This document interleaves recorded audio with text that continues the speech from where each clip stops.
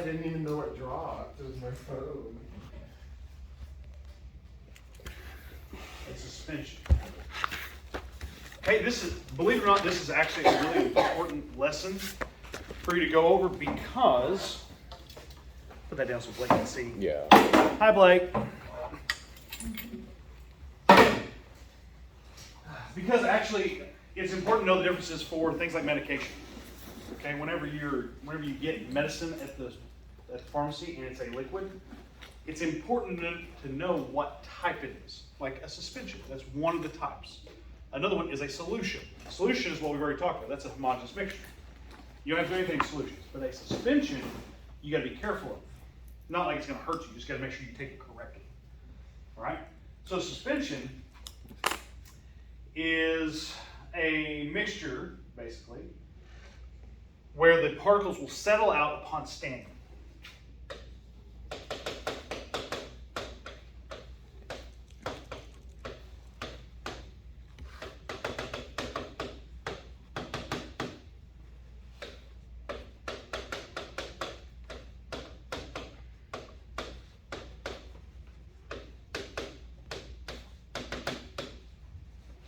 They will settle out upon standing. Okay, in other words, if you let it sit still, all the pieces will drop to the bottom. Bless you. Okay, think pond water. Okay, if you get a jar of pond water, it's dirty and murky and gross, right? Well, what happens if you let it just sit in that jar? Everything falls to the bottom. Okay, the same thing true as the pond. Okay, you walk up and you look and it's fairly clear until you do what? Yeah, until you step in it, then it's murky and gross. But then you let it sit, and a little while later, well, they all fall to the bottom. Well, that's because it's a suspension. Okay, this has larger size particles. A lot of antibiotics that you get, like penicillin, amoxicillin, and things like that, that are liquid, they're suspensions. Which basically is that medicine mixed with water.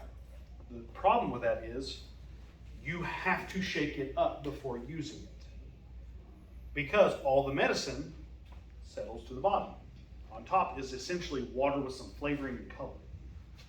And so if you don't mix it up every time, you don't get the correct dosage. And so if you're just pouring it, it's going to start off, you're going to get really weak dosage, and then all of a sudden you're going to get really strong dosage. Okay, you need to get consistent dosage. So if you get a medicine or something, and it says suspension on it, that means shake it up before you use it, every time. That way the particles mix. Okay, suspension has larger particles.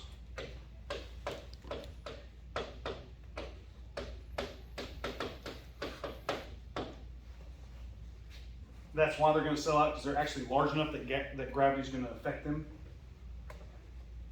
to the point they're going to fall to the bottom.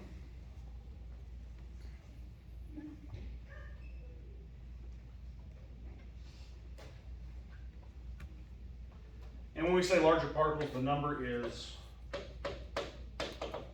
greater than 1,000 nanometers.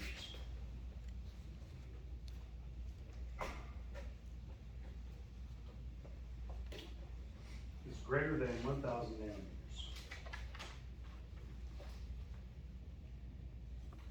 Okay, to just give you an idea, a solution is about 1 nanometer. So they're significantly smaller.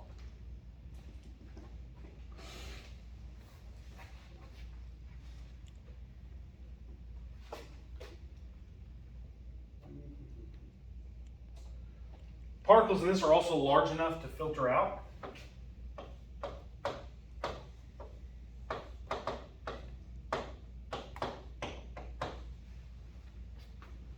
Particles are large enough to be filtered out. Okay, on like a solution. And our other one that we're going to talk about in a minute, you can run through a filter, it won't do anything because the particles are too small. They go through the filter, even filter paper. Okay, but these particles are large enough you can filter them out.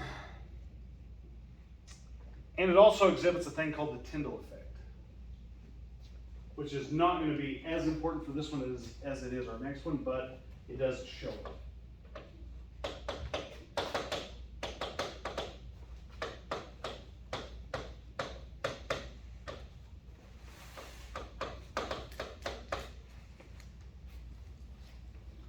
Okay, the Tyndall effect is,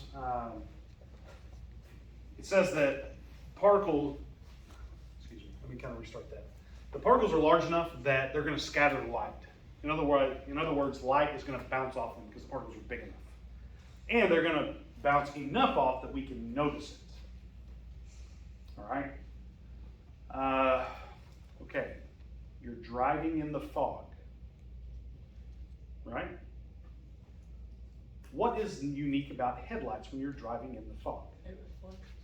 Well, I mean, yeah, it reflects, but what else? What else is different about the beam?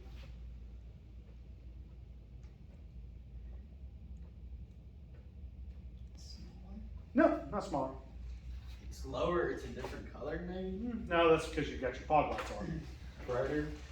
No, it's not brighter. You can see the beam of light. Okay, if you're just driving out on the country road, you can't see the beam of light. But you get in fog, or somebody drives by you and there's a bunch of dust in the air, all of a sudden you can actually see the beam of light. That is the Tyndall effect. Okay? Because there are particles that are big enough to scatter light. And that means that the beam of light is visible. It takes on a physical form that you can actually see. All right? So like a flashlight, and you just shine it out into the middle of nothing on a nice, clear, nothing in the air night. It'll illuminate stuff in the distance, but you can't see anything between it. Right? It still appears dark. With the Tyndall effect, that's not true. All right? Now, suspensions are also really easy to identify. You don't need this to identify them because the particles are huge. You can literally see stuff floating around them. That's a suspension. Okay, the one between suspension and solution is called a colloid.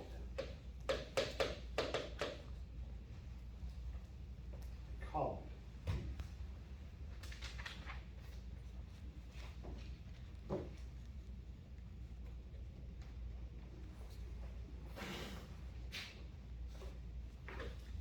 Oh, no. And in a colloid, particles are going to be between the size of a suspension and a solution.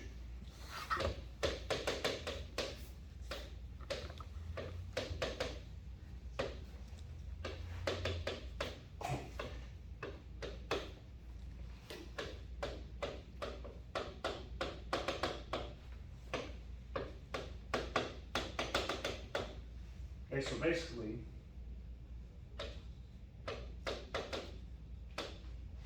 between 1 nanometer and 1,000 nanometers. Okay, so they're bigger than a suspension, but they're not big enough to settle out either.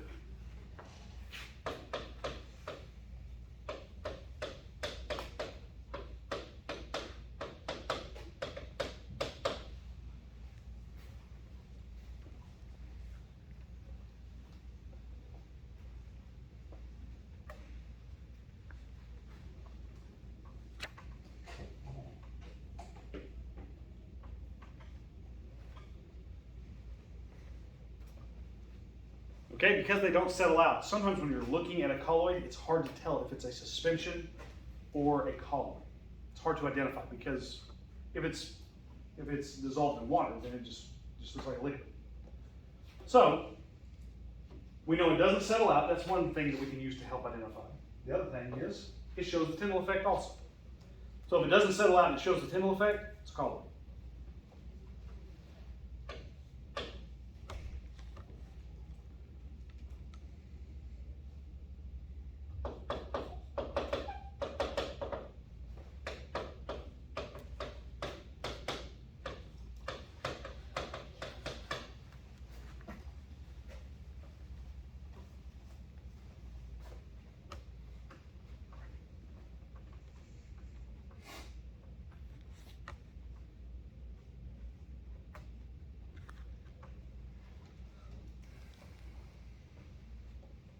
Now, a lot of times when we're thinking of these things, we're thinking aqueous solutions, right? But just because something's a colloid does not mean it's an aqueous solution. Okay? There are lots of ways to create colloids. And basically what you're going to do is you're going to look at the medium and the medium and what's being dispersed in the medium. So like say, you can have a solid in a gas? That's a colloid. Well, that's dust. That's dust in the air. All right? Or fog. That's a liquid in a gas. We can also have a marshmallow. A marshmallow is a gas inside of a solid. It's technically a colloid. That's why they're fluffy, because there's gas in it. Air. Whipped cream is, milk is, mayonnaise is, gel is, like Jell-O is technically a colloid. Okay, so we have lots and lots of different types of colloids. We have, okay. Well, how about this? What about paint? Is paint a colloid? Yes. Okay, why? It's a liquid. And a gas. So? Does that mean it's a colloid? Well, it's a gas. There's a gas in paint. It's a liquid. Can I I don't know. separate? I don't know. I don't know anything about paint. We don't know either. Don't know anything about gosh dang. All right. I know it smells good. Paint is a solid in a liquid, but you have to mix it up. So you don't know that you were right. You were guessing. So don't act like you knew what you were talking I about. was right. I knew it all along. Okay? So, Miss Lexi, I knew everything. Oh my Lord of mercy. So does that mean it's a colloid? No. Okay, why? No, you know, come on. I knew it wasn't. Come on. I just knew it separated. That's all I really do. Okay? Is paint a colloid then? No, Okay, why? because it doesn't settle out. No, because it does settle out. Colloids don't settle out. Is that what you were saying? Yeah. Okay, colloids don't settle out, but paint does. So that means it's what? Suspension. A suspension. Okay? Okay. Mayonnaise. Mayonnaise is a colloid. But if you don't put the egg yolk in there, it's not a colloid because it doesn't, it separates, right? It would be a suspension at that point. I did not know there was egg yolk in there. Yeah, that's what holds it together. Yeah, there's oil, let me see, oil, vinegar, and egg whites. That's mayonnaise. Oil and vinegar don't mix. Substitute jar mayonnaise Yeah. since I was like 8. Really? I hate it. Let's see. Okay, they also have No, hate it. they also have a thing called Brownonian motion. It's just talking about how the particles Burgers move. and Donzi one. You always like It's not that big of a deal. put mayonnaise on it. Okay, but mayonnaise, going back to mayonnaise, Steak. mayonnaise is by definition an emulsion, okay, which is a colloid suspension of a liquid inside of a liquid. And the only way that you do that is you have an emulsifying agent. Because liquids only do two things. They either mix or they don't. There's no in between. Okay? The technical words for that are miscible and immiscible. If they're miscible, they'll mix. If they're immiscible, they won't. Like that. Kind of. Okay?